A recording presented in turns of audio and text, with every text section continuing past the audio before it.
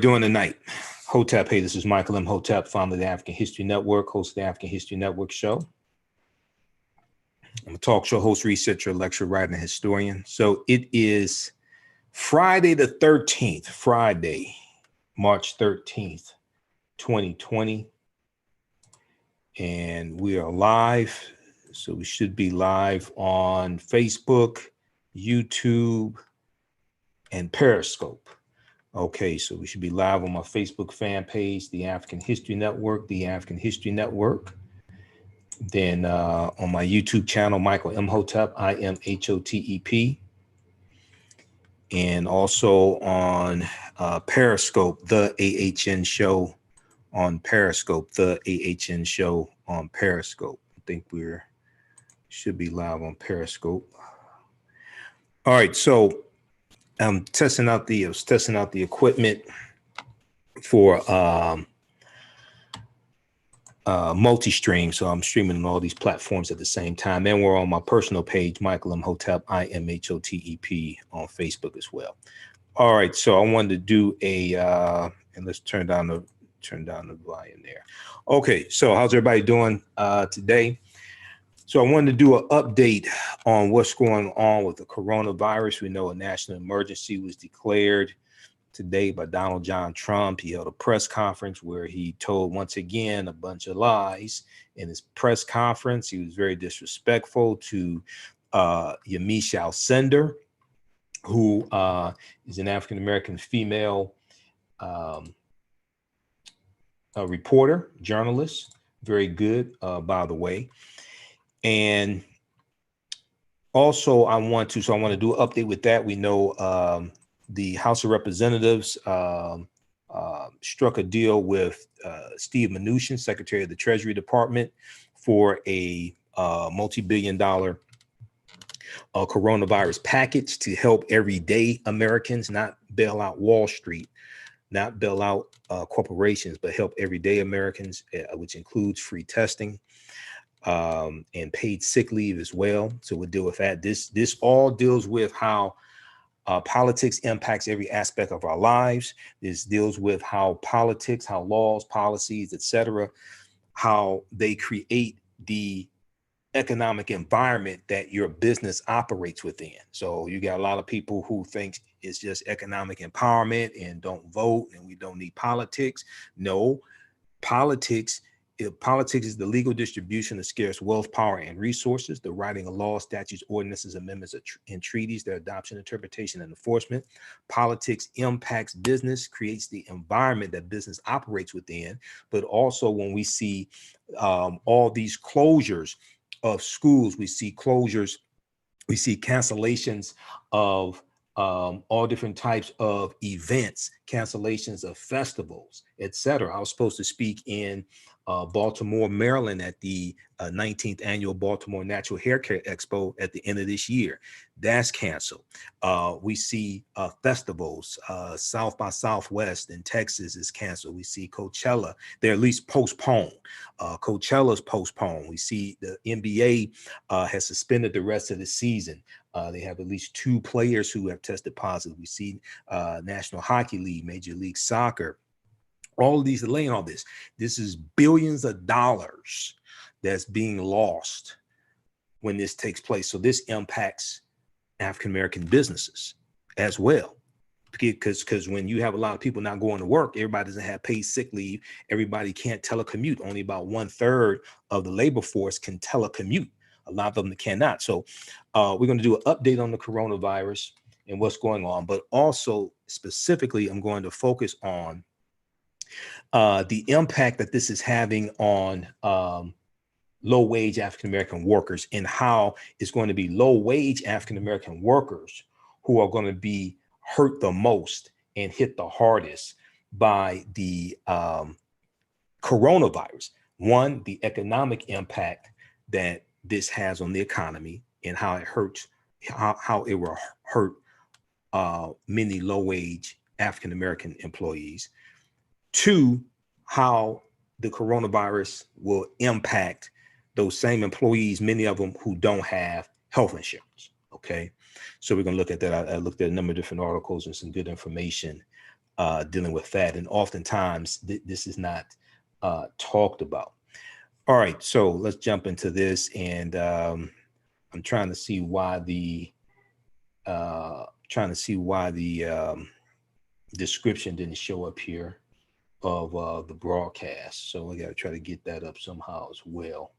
The broadcast here dealing with the coronavirus. All right, so we'll get that. I'm learning this technology here. I'm using Zoom and Restream.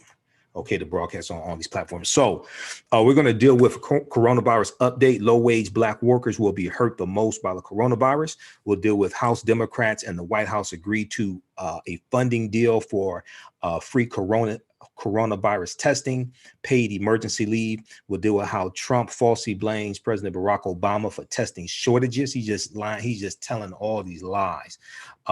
Trump falsely blames President Barack Obama for testing shortages, and Trump misstated the role that Google was playing in mitigating the outbreak. Okay, so he held his press conference today. It was the last 30 minutes that the stock market was open, because the Dow Jones Industrial Average, and the stock markets, they close at 4:30. So he held it for I think the last maybe 30 minutes, 45 minutes, something like that, that the stock market was open. He had CEOs of corporations there. That was all designed to boost the stock market. That's what that was about. That was all designed to boost the stock market. Gang recognizes gang. Okay, let me see if I can update the, just 1 second. Let me put the information in here, the description. Okay, so we're going to look at some live updates from Washington Post and also NBC News and New York Times. And we've got some fact checking to do on Trump as well, because he continues to lie on President Barack Obama. And it was Yamiche Alcindor who called him out. He said it was a very nasty question. Okay, you know, a lot of times he treats African-American female reporters in a disrespectful manner. This is the second time that I know of that he treated Yamiche Alcindor disrespectfully like that. Okay. All right, let's see. Can I go in and how's everybody doing? Shella and Taryn. I'm trying to see if I can update and you, as fate would have it, they've got a new whole layout here for Facebook for broadcasting. I got to learn this also. Damn. Okay, but let's continue. All right, so let's look at the updates from Washington Post. All right, so second person who visited Trump's Mar-a-Lago estate last weekend tests positive, and Trump declares national emergency. So Donald Trump declared a national emergency over the coronavirus pandemic on Friday, March 13th. As public life in America continued to grind to a halt, Trump's announcement sent the Dow Jones Industrial Average soaring nearly 2,000 points. Concerns about the coronavirus rippled across the globe as schools closed to millions of students. More events were canceled, more landmarks shuttered, like the Washington Monument, and the group of 7 leaders planned a virtual crisis conference. Okay, so after facing heated bipartisan criticism, the Trump administration announced a series of steps to boost the availability of tests, and said it would partner with the private sector to set up drive-through testing sites. Now, this is stuff that should have happened at least a month ago.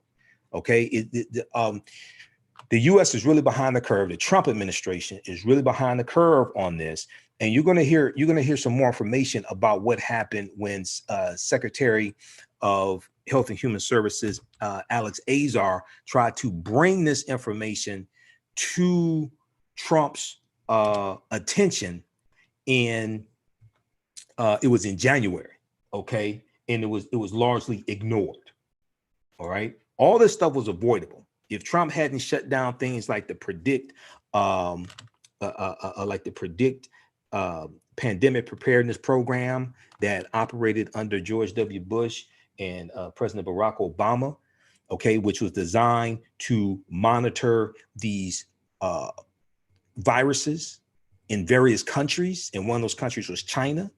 If he had not shut down that in October 2019, we wouldn't be dealing with this. If you read the article, you've heard me talk about it before, from Vox.com, Vox.com. A crucial federal program tracking dangerous diseases is shutting down. A crucial federal program tracking dangerous diseases is shutting down. Okay. Predict, a pandemic preparedness program, thrived under Bush and Obama. Now it's canceled. So this article is from October 29th, 2019. I'll give you, we'll post the links here to the names of these articles. All right. And just bear with me here because I'm operating with, I got multiple screens open here, monitoring all this. All right. So ever since the 2005 H5N1 bird flu scare, the U.S. Agency for International Development, also known as USAID, has run a project to track and reach these diseases called PREDICT. It's called PREDICT. At a cost of $207 million during its existence, the program has collected more than 100,000 samples and found nearly 1,000 novel viruses, including a new Ebola virus. But on Friday in October 2019, the New York Times reported that the U.S. government is shutting down the program. According to its former director, Dennis Carroll, Carrol, the U.S. government is shutting down the program. According to its former director, Dennis Carroll, the program enjoyed enthusiastic support under George W. Bush and President Barack Obama, but things got complicated in the last few years until the program essentially collapsed. Okay, so all of this was avoidable. All right, Trump has no clue what he's doing. This is part of the problem. This is an example how elections have consequences. This is what happens when you have someone who is incompetent as president. Okay, a mistake like this can't happen again. Seriously. Okay, because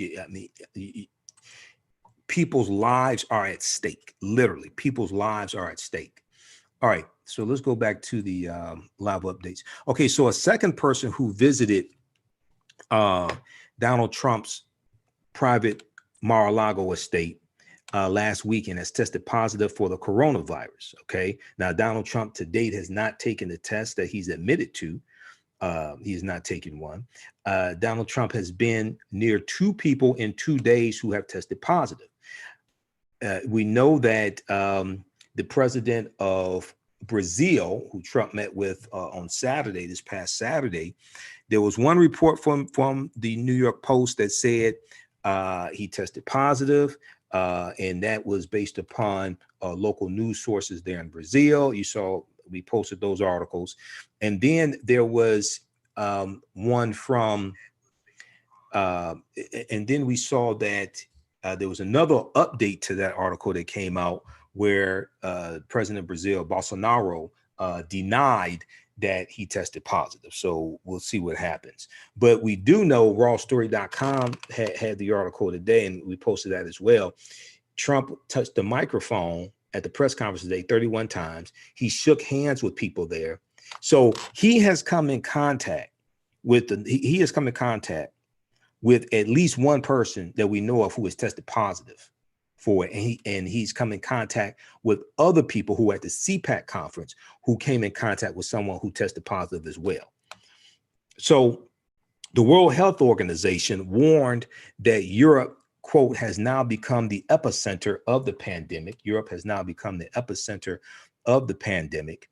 And Miami Mayor Francis Suarez said he tested positive for the virus after attending an event in Florida with a top Brazilian government aide who has also tested positive. A senior Australian official tested positive just days after meeting with U.S. Attorney General William Barr in Washington. So U.S. Attorney General William Barr met with someone who tested positive. We know Donald Trump, they have a picture of Donald Trump with a guy who is a senior aide, high-ranking official in Brazil, This person tested positive. Donald Trump in the picture standing next to him. That's from this past Saturday. And then we already know that you have Republican senators and members of the House of Representatives who are self-quarantining. We know that Senator Lindsey Graham of South Carolina is self-quarantining. We know that Representative Matt Gaetz of Florida, who the dumbass sitting on the House of Representatives floor with the gas mask on, okay, mocking the coronavirus. And then a couple of days after that, he had one of his constituents in his district who died from the coronavirus. Okay, so all of this is you're going to see more because a lot of these senators are in their 70s, 60s, 70s, got some late 70s, may have some early 80s. So they're very vulnerable. All right. So scientists have found that the coronavirus can stay infectious for days on some surfaces. Now, this is one of the new developments. I saw articles about this a couple of days ago. Okay. They also discovered that the coronavirus can be shed by people before they develop symptoms and can linger in the body for many weeks. So they're learning, because this is, even though there have been other coronaviruses, this strain of the coronavirus is new. All right. So they're still learning a lot about it. Okay, let's see here. How's everybody doing? Just bear with me here while I navigate this technology.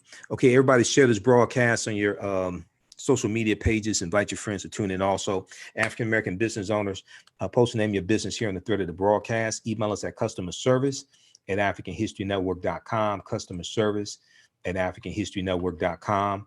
And we'll let you know how you can advertise with the African History Network. Current promotion, buy 1 month, get 2 months free. Also, if you like this type of information, you can donate to the African History Network.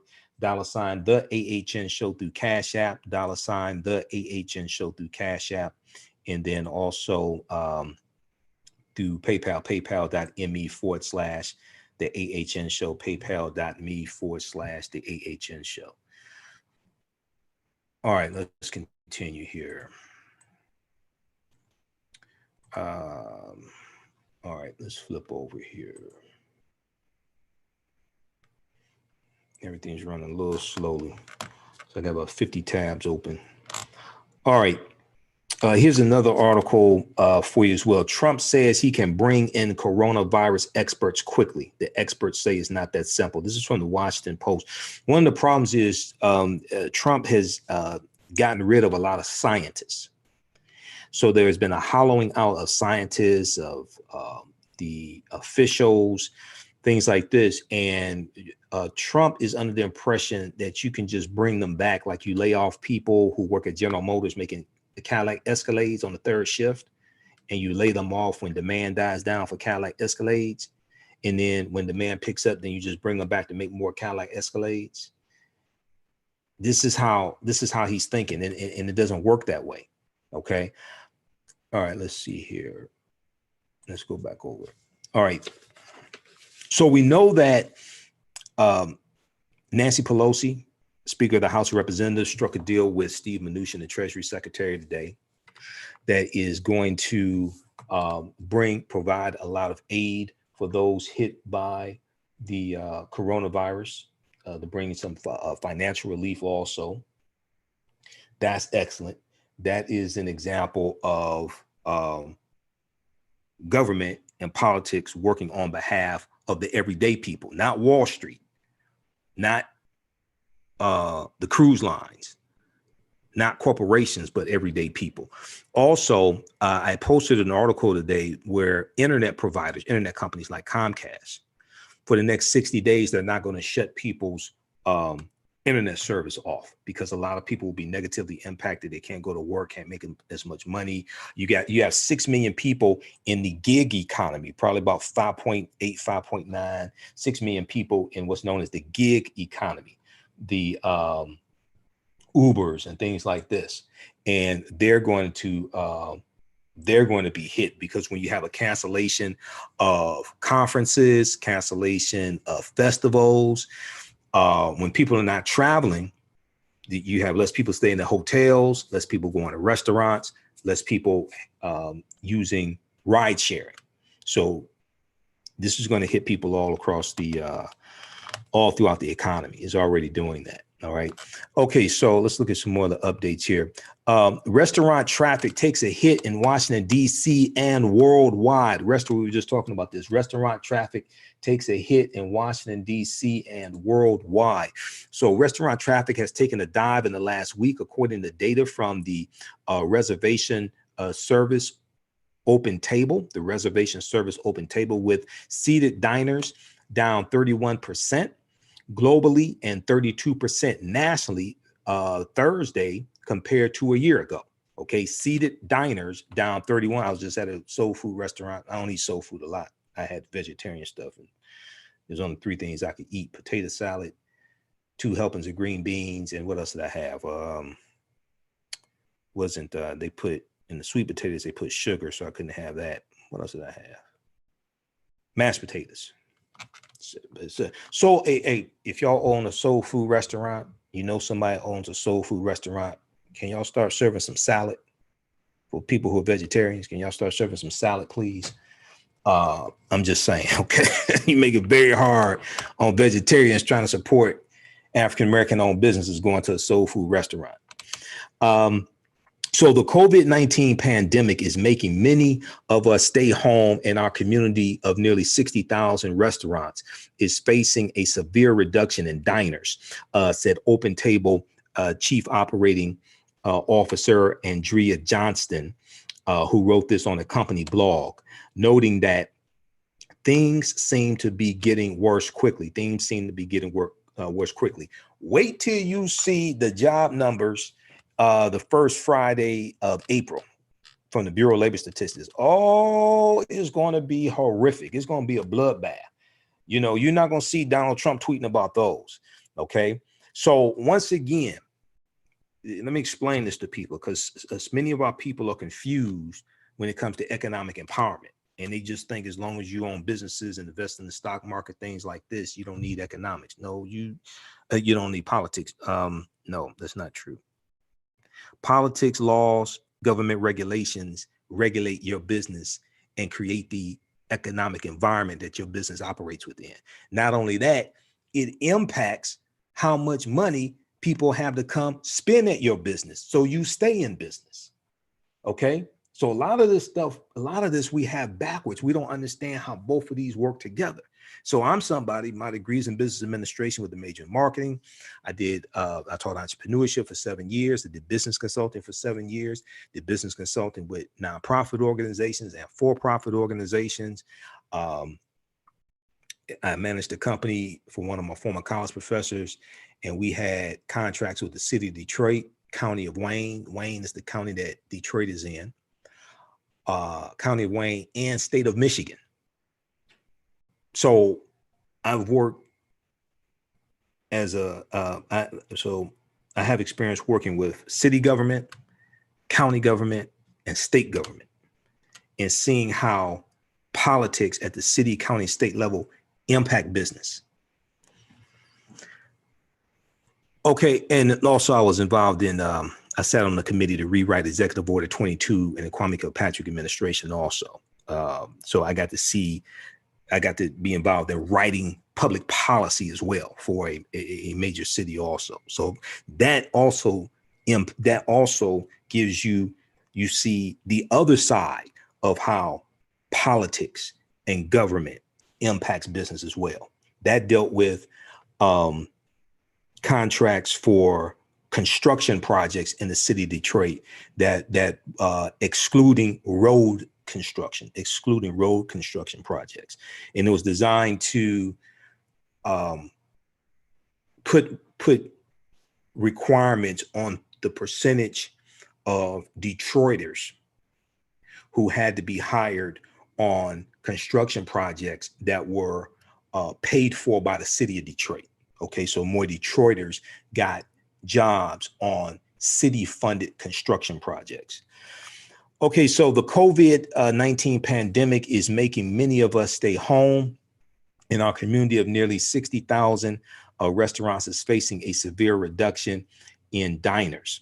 Open Table Chief Operating Officer Andrea Johnston wrote on a company blog, noting that, quote, things seem to be getting worse quickly, end quote, and they are. For a lot of these businesses, it's going to be a bloodbath. At the city level, Thursday's restaurant traffic was down 37% in Washington, the state of Washington, 52% in New York City, 38% in Los Angeles. So 37% in Washington, maybe Washington, D.C. It doesn't say D.C. It may be Washington, D.C. since they were already talking about Washington, D.C. 37, Thursday's restaurant traffic was down 37% in Washington, 52% in New York City, 38% in Los Angeles, 58% in Seattle, Washington, and 22% in Miami compared to 1 year earlier. So, Open Table Chief Operating Officer Andrea Johnson went on to write, "Please support your local restaurants during this turbulent time." And she was suggesting home delivery as an alternative to going out. Another option is to buy restaurant gift cards for further use. Okay, so this is a time to support African-American owned restaurants as much as possible, I think, because they are more likely to employ our own people. Okay, so I mean, I can't stress this enough, because you have some people who think we don't need to vote in the presidential election. And I have to sit there and look at them and ask, where the hell do you get your news from if you think that? I don't understand that. Okay, so it's not about a political party. I don't belong to a political party. It's not about a political party. You can be independent, you can be Democrat, you can be Republican, whatever. It's about the policies. It's about the policies that will impact you and your community and African Americans across the country. It's about the policies, not about the political party. It's about the policies. It's not about the personality. But you need somebody who's mentally competent and stable and will listen to the experts and operate based upon the information from the experts, as opposed to thinking they know more than the generals and they never fought in a war before, as opposed to thinking they know more than the scientists and they're not a scientist. And we've never seen their grades from school because Trump used his personal attorney, Michael Cohen, who's now in a federal prison, to suppress his transcripts from high school and basically college also. We ain't never seen his grades, okay? While he demanded the transcripts from President Barack Obama because he didn't think a black man could achieve what he did and become editor of the Harvard Law Review and graduate from Columbia College and graduate from Harvard Law School, things like that, right? So he's suppressing his transcripts while he demands the transcripts from the black president. Okay. So public health officials have cautioned against large gatherings and recommended that older people, especially those older than 80, avoid person-to-person contact. Okay, now when you go to the CDC, go to cdc.gov. cdc.gov has guidelines there, because the CDC, they're talking about people starting at 60, not 80. They're telling people 60 years old or older don't fly on planes, don't go on cruises. BusinessInsider.com had an article citing the CDC where they're basically telling people 60 years old or older, especially those with compromised immune systems, stay home as much as possible. Stock up on your medicine, stock up on groceries, stay home as much as possible. Okay. Now, let's see here. Rhode Island Elementary School, a Rhode Island elementary school student has been infected with the coronavirus by an NBA player. A Rhode Island elementary school student was infected with the coronavirus by an NBA player while getting an autograph during a Utah Jazz Boston Celtics game on March 6th. Westerly police confirmed in a news conference on Friday. Jazz center Rudy Gobert, and shooting guard Donovan Mitchell tested positive. So we know about that. We reported on that yesterday for you. And just a second here, let me try to reboot the Second computer's freezing up on me. So they tested positive. So some of you all saw the footage of Rudy Gobert at the press conference where he was mocking the coronavirus, making fun of it. Okay, you know, corona is kicking Donald Trump's behind. Coronavirus is kicking Donald Trump's behind because it's not something that he can tweet away. It's not something he can sue. He can't file a lawsuit against the coronavirus.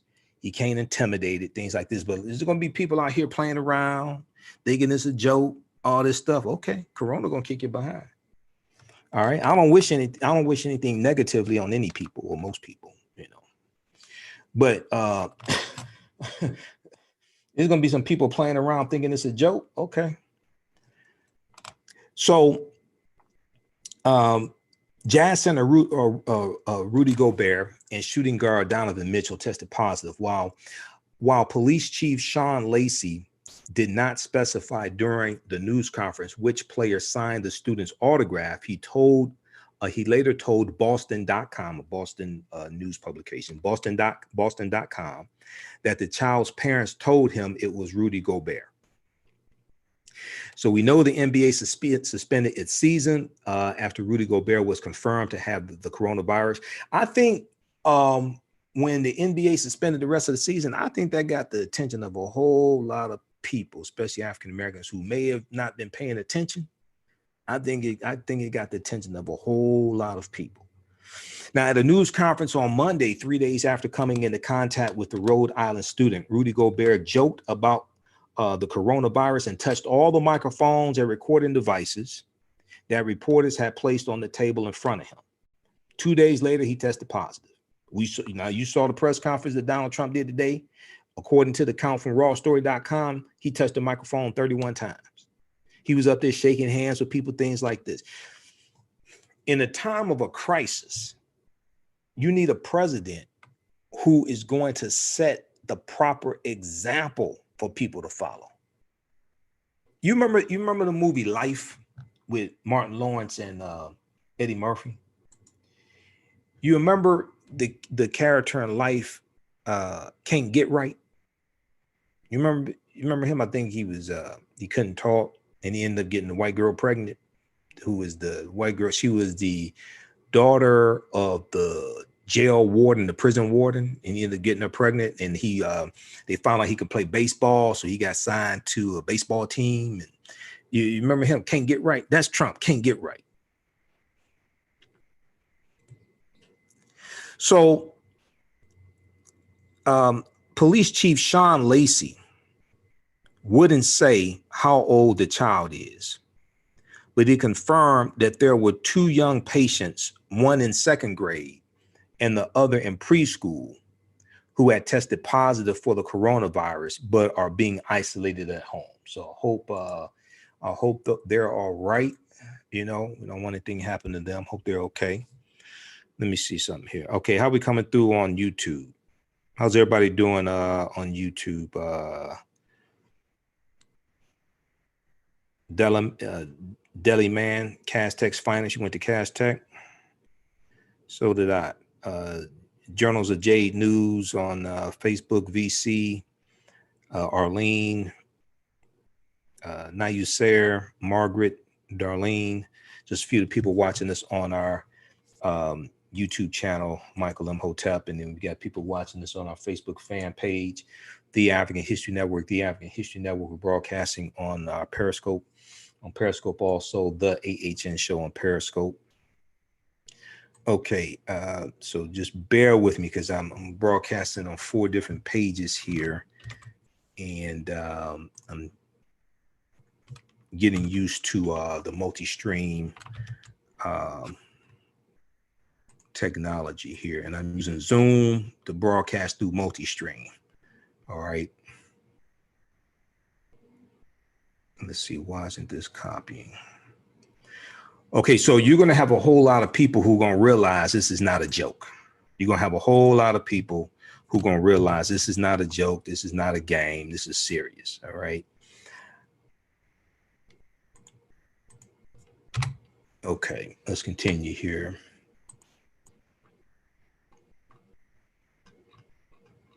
So we saw at least 14 states have shut down all the K through 12 schools. I feel sorry for parents. Oh my God. Oh my God.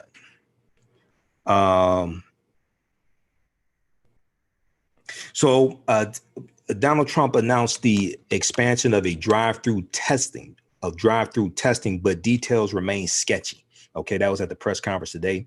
Trump announced Friday that the government is partnering with private companies to set up drive-through coronavirus testing sites after a week of unrelenting criticism from lawmakers and frustrated Americans unable to find out whether they might be infected. Now, you remember it was just last Friday when he was at the CDC, Center for Disease Control and Prevention in Atlanta, and he said anybody who wants a test can get a test. Anybody who wants a test can get a test. That was a lie. That wasn't true at all.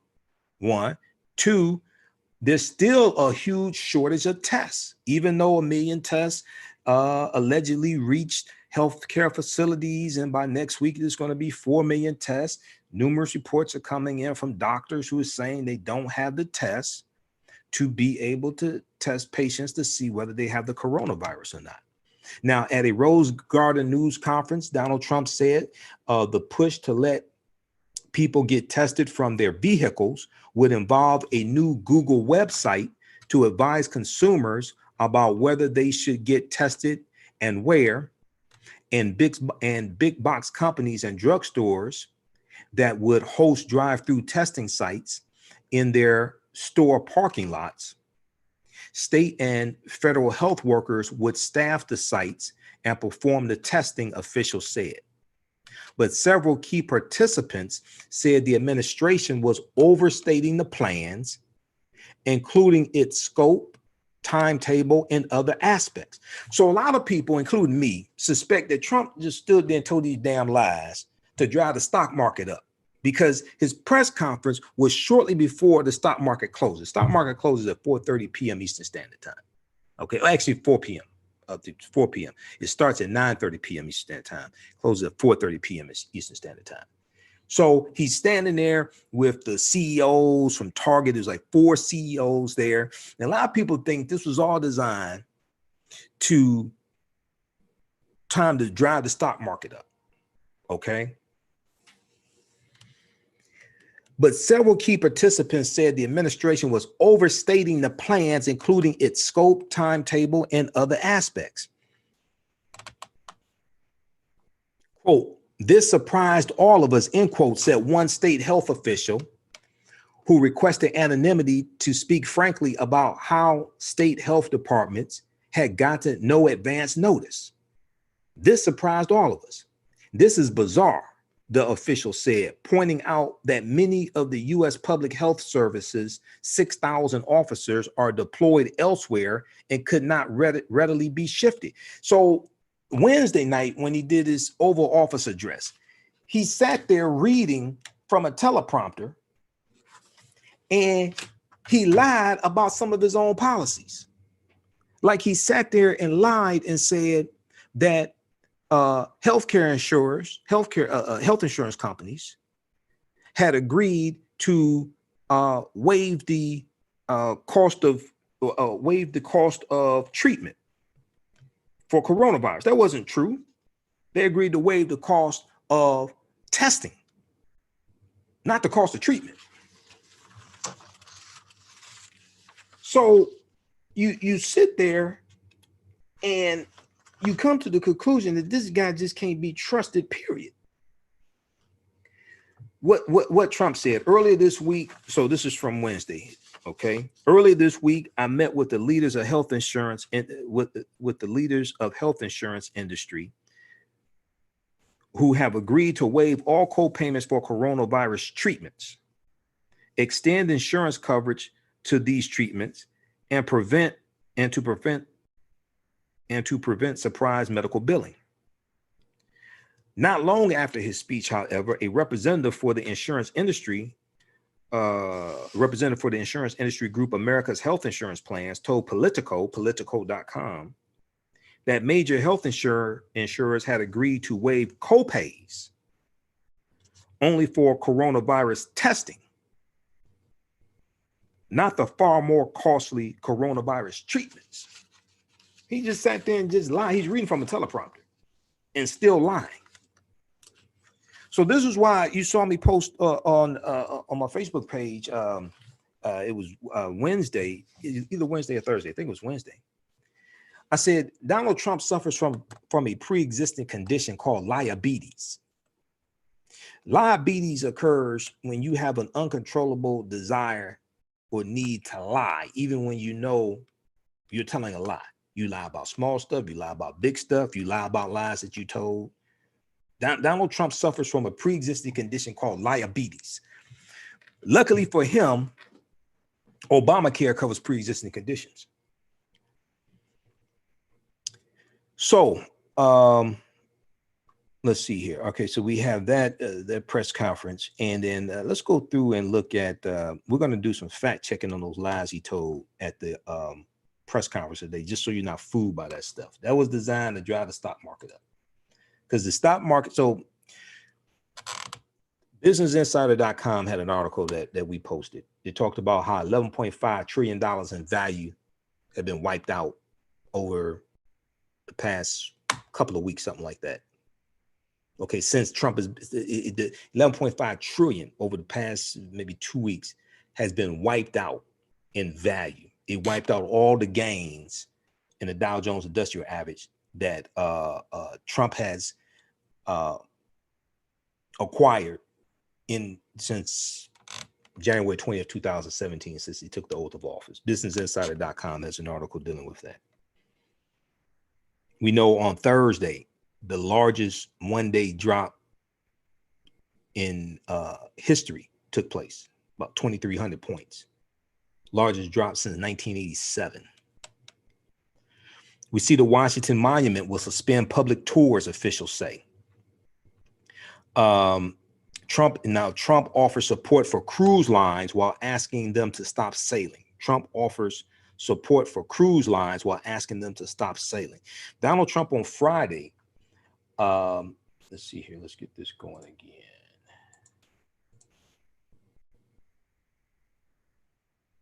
Okay.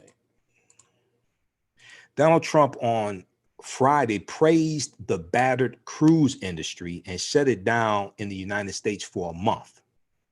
In a tweet late Friday, he said major operators, Carnival Cruise Line, Royal Caribbean, Norwegian, and MSC had agreed to his request that they halt outbound sailings from the United States for 30 days, effective at midnight Friday night. The Cruise Lines International Association confirmed the tweet soon after, saying ocean-going lines would be voluntarily and temporarily suspending cruise ship operations from and to U.S. ports of call. Earlier in the afternoon, Trump spoke in support of the cruise industry, whose largest three companies are headquartered in the Miami area, but incorporated in other countries. Interesting. Quote, as far as the cruise line business, we're with them all the way, end quote, he said during the news conference. It's a great business. It's a great U.S. business. Now, if you saw the press conference today, he wasn't too thrilled about the bill that Nancy Pelosi and Democrats in the House of Representatives were trying to get a deal on with Steve Mnuchin. And not only that, Trump is not even involved in those negotiations. They're keeping him out. See, they learn, because if you want to deal with how elections have consequences, you want to deal with what happens when you have somebody who's not competent in the White House.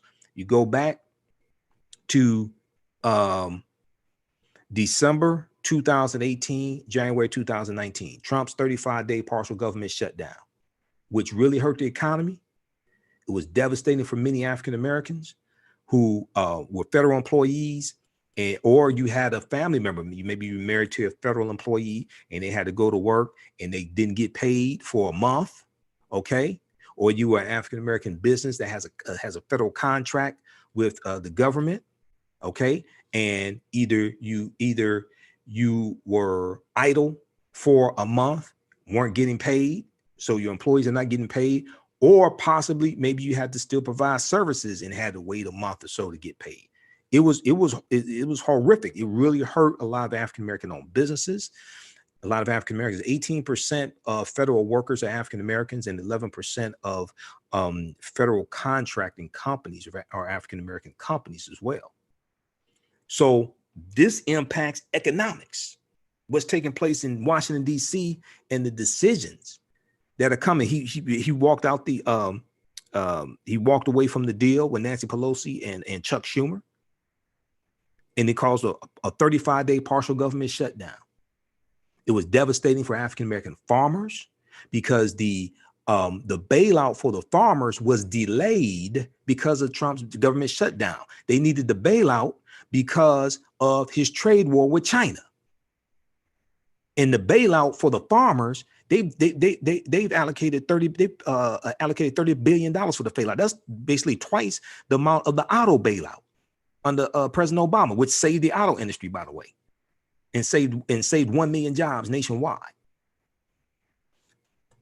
So this all deals with understanding how politics impacts the economy, how it impacts our everyday lives, and how it impacts African American owned businesses. Okay, so all right, so you got Trump and the cruise lines. Now, states across the country, governors and states across the country, including the state of Michigan, where I am, have closed the schools for either 2 weeks, 3 weeks, K through 12 schools. 14 states and several major cities closed K through 12 schools. This is real. 14 states are closing all their public schools. 14 states are closing all their public schools, as are several large urban districts, including Los Angeles, the nation's second largest, and Washington, D.C. Now, District of Columbia schools will be closed starting Monday through March 31st. Mayor Mario E. Bowser, Democrat, said Friday schools plan to resume normal operations April 1st. West Virginia Governor Jim Justice, Republican, announced Friday that all schools in his state will close indefinitely. As of Friday evening, March 13th, Friday the 13th, states that had announced school closures were Virginia, Maryland, Pennsylvania, Illinois, Michigan, Ohio, Wisconsin, Alabama, Louisiana, Oregon, New Mexico, Utah, West Virginia, and in the state of Washington.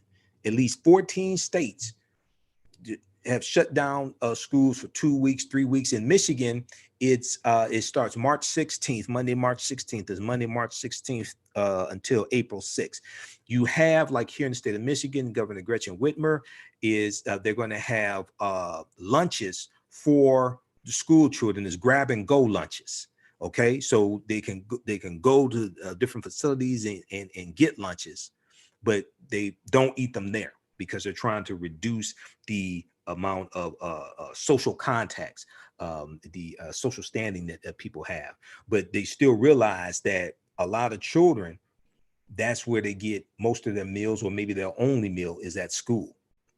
Now, closing schools is a growing trend across the country as state education officials look to contain the spreading coronavirus through social distancing measures.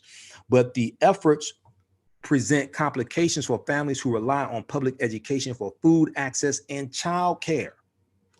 So in the bill that the deal reached between the House of Representatives and Secretary of Treasury Steve Mnuchin, who's negotiating on behalf of the White House because Trump is too incompetent to negotiate.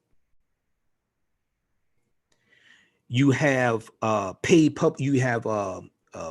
leave in the bill also. We'll get to that in just a minute because that's extremely important. So state officials who had previously seemed reluctant to shutter schools or close schools changed course Friday when a cascade of states began announcing closures. Illinois Governor J.B. Pritzker said Thursday he did not plan to close schools, but he said during a news conference Friday, his thinking changed after contemplating new information. that came in overnight and throughout the day. He also said he had been thinking about state officials' decision to limit large gatherings. So you hear Governor Jay Inslee talking about not having large gatherings of a certain, maybe 250. One governor says 250. Another governor says no large gatherings of people 500 or more, things like this. There's nothing scientific about that. I've seen numerous doctors talk about this. There's nothing scientific about that. They just, I don't know where they're getting these numbers from. Okay. Here in the state of Michigan, if I remember correctly, Governor Gretchen Whitmer said no gatherings of people of 100 or more. Okay. But there's no social gathering saying it should be 500 or more, 250 or more, 200 or more, 100. No. Quote, I really came to the conclusion that we're telling adults essentially don't gather in large groups, but we're telling kids that you can bump up against each other in a hallway, even if you might not have an assembly, end quote, Governor J.B. Pritzker of Illinois said. Now, Oregon, the state of Oregon, had worked hard to keep schools open, but student absences and workforce issues there had made it impossible to functionally operate schools, said Governor Kate Brown. Earlier this week, Governor Kate Brown of the state of Oregon banned gatherings of more than 250 people, another social distancing rule being adopted across the country. An increasing number of cities and other localities, including Boston, San Francisco, San Diego, and Sacramento, have made similar moves. The state of Kentucky stopped short of a mandatory order, but recommended that all schools, both public and private, halt in-person classes. The state of Florida also provided strong recommendations that school extend spring break. The state of Florida also provided strong recommendations that schools extend spring break. Now, in all, at least 46,000 schools were closed, scheduled to close, or had closed and reopened as of Friday, March 13th, according to the publication Education Week, with at least 26 million students affected. Now, the state of Idaho is the 49th state as of today, as of March 13th, the 49th state to announce coronavirus within its borders. Let's see here. Okay, we know Carnival Cruise Line, Royal Caribbean, and Norwegian Cruise Lines halt cruises temporarily. Let's be honest. How many people actually want to go on a cruise right now? I mean, you couldn't give me a cruise. You can give me a free cruise right now. I mean, no. I mean, you can give me a free cruise if it was 3,000 women on the cruise and I was the only man. No. Donald Trump said in a tweet late Friday that at his request, several cruise lines, including Carnival and Royal Caribbean, had agreed to suspend cruises leaving the United States for 30 days, as I stated earlier. The Cruise Line International Association confirmed the suspension less than 15 minutes later. So I went to the barbershop today. I was talking to my barber. My barber knows, is in downtown Detroit, so he got everybody coming in, business people, lawyers, things like this, man. He said he talked to people who were travel agents. Oh my God, the travel agents are losing business. Airlines are losing business. Uber drivers losing business. All of this could have been avoided. All of this could have been avoided if Donald Trump had not cut funding to the CDC, closed the pandemic preparedness program called Predict.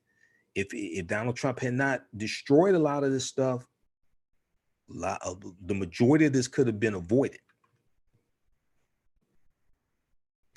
Let's see here. So let's look at the. Oh, Trump shook hands, patted backs, and touched the microphone 31 times during a news conference. Donald Trump at a Friday news conference touted the work of his administration, health experts on coronavirus, even as he ignored the public health advice. Now, you standing there with Dr. Anthony Fauci. You standing there with other doctors. The Friday before last, Well, last Friday, when you were at the CDC in Atlanta, you talked about how you really get this stuff and how the doctors were so surprised at how much you know. And maybe you should have gone and become a scientist instead of being a politician, become a president, all this stuff.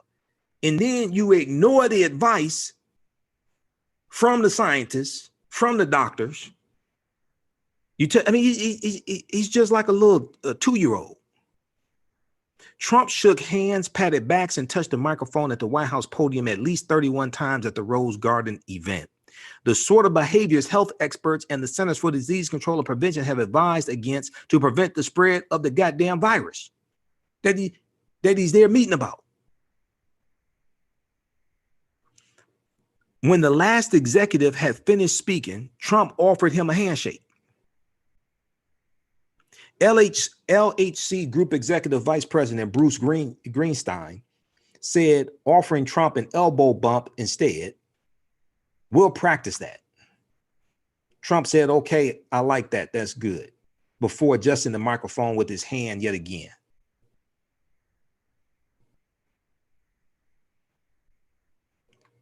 Let's see here. Oh, so we know Donald Trump doesn't take responsibility when things go wrong. Now, he tried to claim responsibility for stuff President Obama did right. When things go wrong under Trump, he tries to blame President Obama for it. He tries to take responsibility for the economy till it tanked. Try to take responsibility for the stock market, which was going up consistently under President Obama. Try to take advantage. He tried to take credit for low unemployment rate.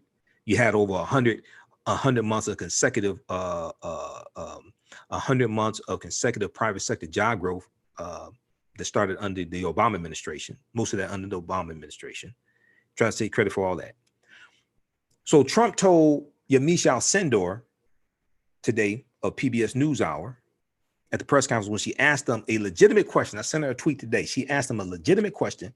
He said, I don't take responsibility. Trump says delays in testing was not the fault of the White House. Speaking in the Rose Garden on Friday, Donald Trump said he does not take responsibility for the delays and shortages that have reduced testing for the novel coronavirus in the United States.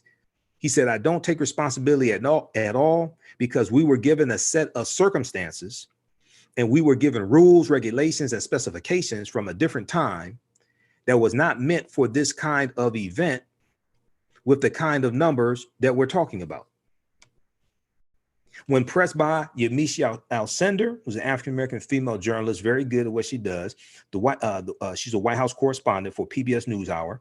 When Trump was pressed by her about the White House dismantling the Office on Pandemics, Donald Trump called the question, quote unquote, nasty. He didn't call, I don't think he called any other journalist question nasty today. And Trump suggested that Dr. Anthony Fauci, the director of the National Institute of Allergy and Infectious Diseases, knew something that he did not. Trump said, I didn't do it, he said. Quote, I could perhaps ask Tony about that because I don't know anything about it. I mean, you say we did that, but I don't know anything about it, end quote. Now, Dr. Anthony Fauci, who works, who's the director of the National Institute of Health and the NIH, National Institute of Health, does not have purview over the National Security Council, which the team worked for. Okay, so if we go look at this article from foreignpolicy.com, which breaks this down, because Tom Bossert, and if you go watch the broadcast I did March 12th, Tom Bossert, who was the former director of Homeland Security, wrote an op-ed article from the Washington Post talking about how we're only about 10 days away. Now it's probably 7 days away. No, he wrote that Monday. So we may be about 5 days away from hospitals being overran if mitigation is not practiced and successful. So it looks like it'll probably be successful with all the closings. Mitigation deals with avoiding a spike in the people who have to go to hospitals. Hospitals are then overran. There's only about 925,000 hospital beds in the US. Hospitals are overran. They already have sick people there.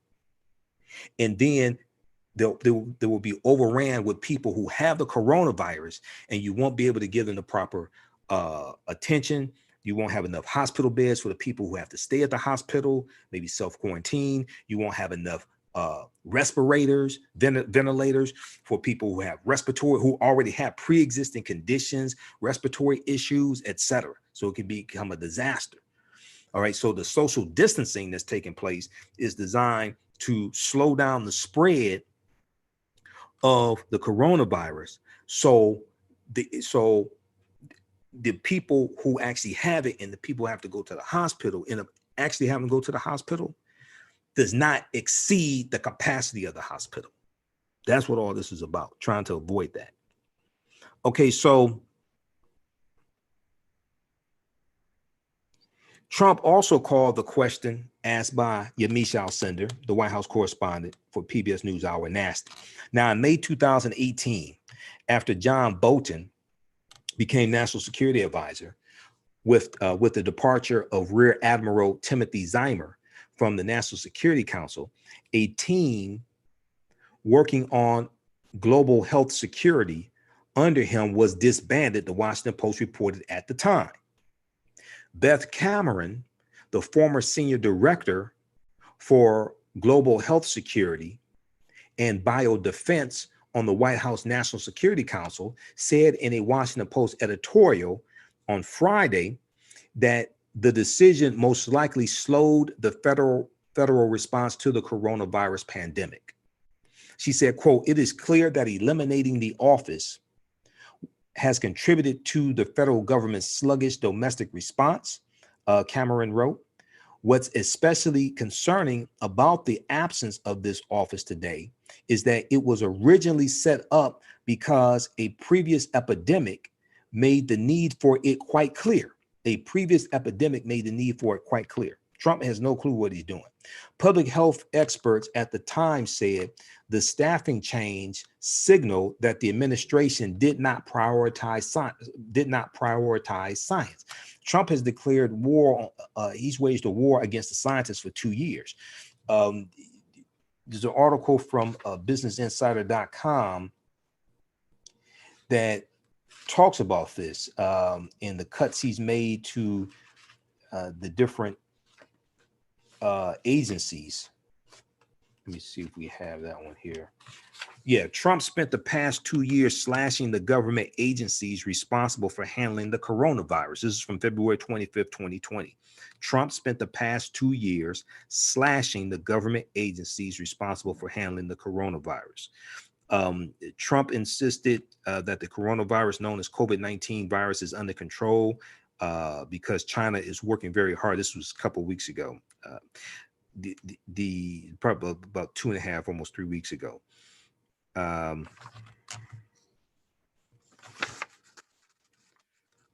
see here. Here are some of the other actions the Trump administration undertook to dismantle government spending programs related to fighting the spread of the global diseases.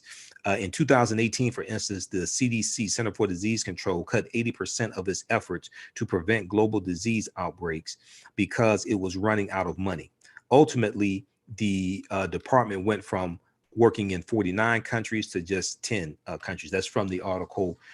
They cite the article from foreignpolicy.com. They go on to list some of the other actions the Trump administration undertook to dismantle government spending: shutting down the entire global health security unit of the National Security Council, eliminating the U.S. government's $30 million complex crisis fund, reducing national health spending by $15 billion, consistently attacking Mark Green, the director of the U.S. Agency for International Development. Okay, we'll post a link to this article here so you can check that out. Well, if we look at the article from foreignpolicy.com, in May of 2018, Donald Trump ordered the National Security Council's entire global health security unit shut down. This is what Yamiche Alcindor was talking about today. In May of 2018, Donald Trump ordered the National Security Council's entire global health security unit shut down, calling for reassignment of Rear Admiral Timothy Zimmer and dissolution of his team inside the agency. The month before, then White House National Security Advisor John Bolton pressured Timothy Zimmer's Department of Homeland Security counterpart, Tom Bossert. Tom Bossert just wrote an article this past Monday for the Washington Post. Pressured Tom Bossert to resign along with his team. Neither the National Security Council nor the Department of Homeland Security's epidemic teams have been replaced.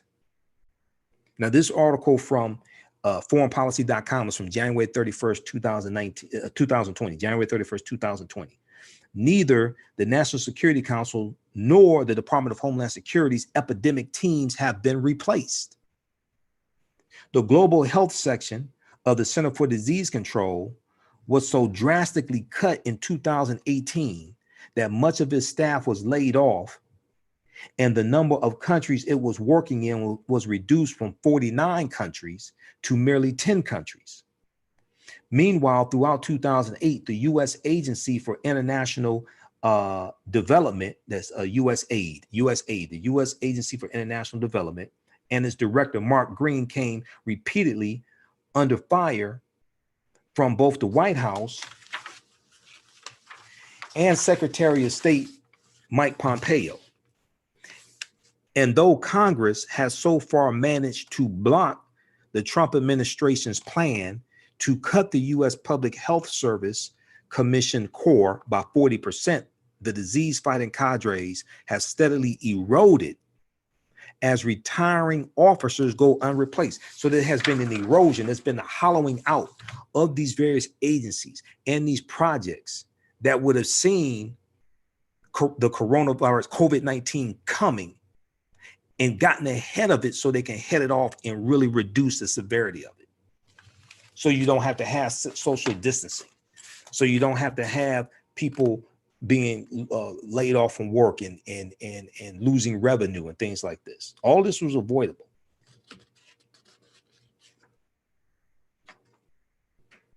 So then this article from foreignpolicy.com, and I'll give you the, we'll post a link here to all these when I'm done. This article from foreignpolicy.com ties into the article from Vox.com from October 2019. The one from foreignpolicy.com is January 31st, 2020,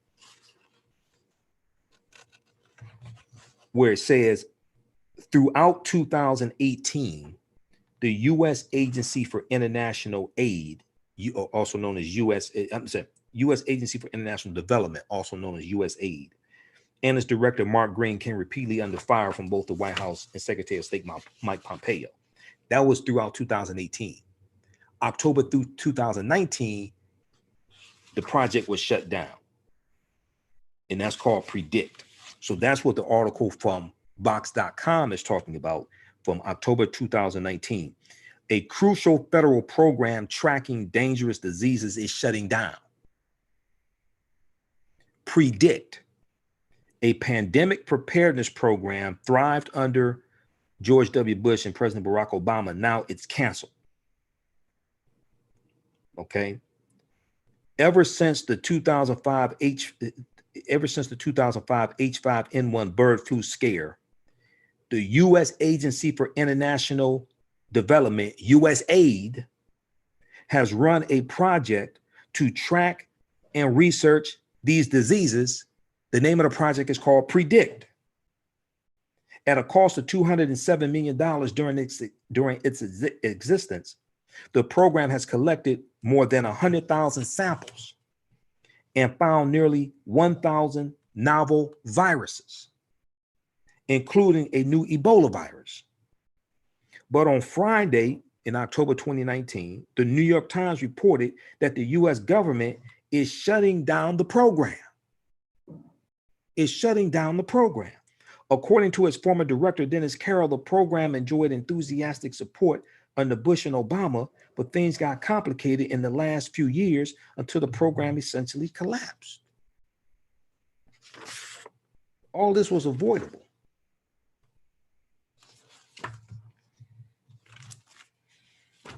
Okay, so we saw that you had the deal struck today with between Nancy Pelosi and Secretary of Treasury Steve Mnuchin. NBCnews.com has a good article dealing with this. How's everybody doing? Everybody share this broadcast on your social media platforms. Waiting for this to load up. I literally have about 70 tabs open because I do research all throughout the day. You see the articles that I post. So I literally have 70 tabs open. I need to close some of these tabs. It's slowing down the computer. We're broadcasting on our YouTube channel while this loads up. Shout out to everybody on our YouTube channel, Michael Imhotep, Imhotep on YouTube. Our Facebook fan page, The African History Network, The African History Network. My personal page on Facebook, Michael Imhotep, Imhotep, and for the second time in 3 years on Periscope, the AHN show on Periscope. Okay.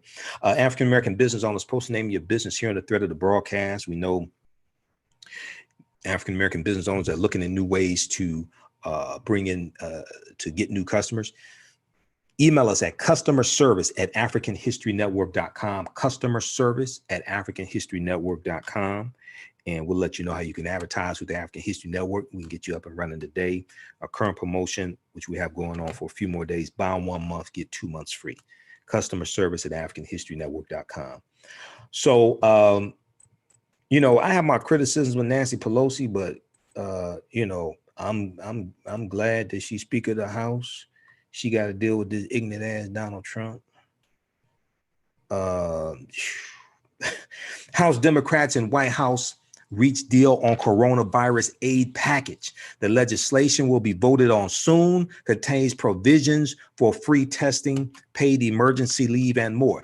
Now, it's going to pass the House. It has to pass the Senate in Moscow, Mitch McConnell in the Senate. So hopefully it'll pass the Senate. We don't know what's going to happen. Moscow, Mitch McConnell, November 3rd, 2020, he needs to be voted out of office. He's up for re-election. House Democrats and the Trump administration have reached a deal on a coronavirus aid package that includes free testing, paid emergency leave, and other resources intended to help stem the crisis and stabilize the financial markets, House Speaker Nancy Pelosi said on Friday. Nancy Pelosi said earlier, the House is expected to vote on the bill on Friday, which would send it to the U.S. Senate for a vote as early as Monday. Now, the Senate, Mitch McConnell dismissed the Senate. They're on a brief recess. So they dismissed on Thursday. They don't come back to Monday. You got a crisis going on, but you're going to dismiss the Senate. Originally, it was going to be for about a week, if I remember correctly. So they don't come back to Monday. Okay. All right. Now, we just saw Senator Lamar Alexander of Tennessee. We just saw he blocked the bill in the Senate that was going to give paid sick leave of 2 weeks to people who needed it. He just blocked that bill.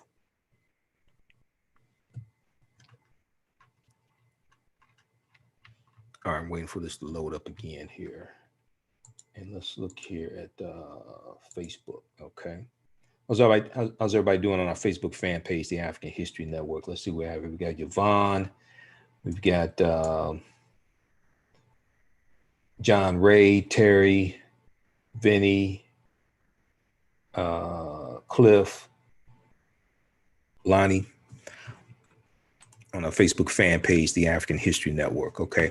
All right. I want to very quickly look at some fact checking, and then we're going to get to the main thing dealing with how the coronavirus will negatively impact low wage African American workers. It's going to negatively impact them two ways. But because of the lies Trump told at the press conference today, while he's trying to drive up the stock market, I want to give you this information, do a little fact checking here. Okay, we have Marnice. Let's see here. And can I go in? I'm going to try to put the title in here. I'm just trying to get used to trying to get used to Restream.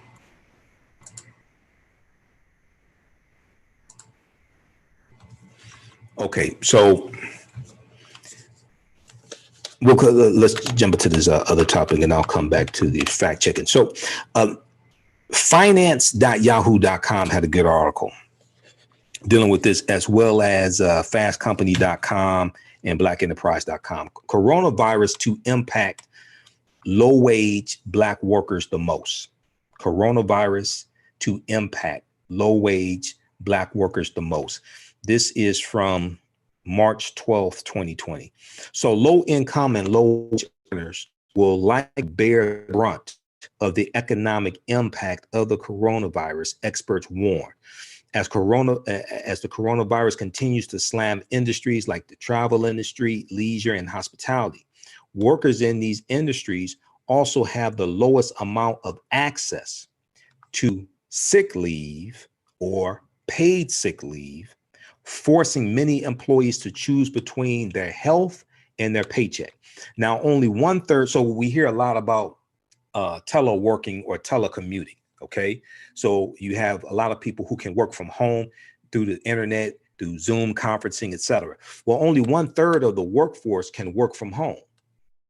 Only 31% of workers with salaries in the bottom 10% have paid sick leave. Okay, only 1/3 of workers in the workforce can work from home. And only 31%, or almost 1/3 of workers with salaries in the bottom 10% have paid sick leave. Now, 92% of high wage earners receive paid sick leave. 92% of high wage earners receive paid sick leave. Only 48% of workers in the leisure and hospitality industry have access to paid sick leave. So when we go through and look at this, we see how laws, so you can have federal legislation dealing with paid sick leave,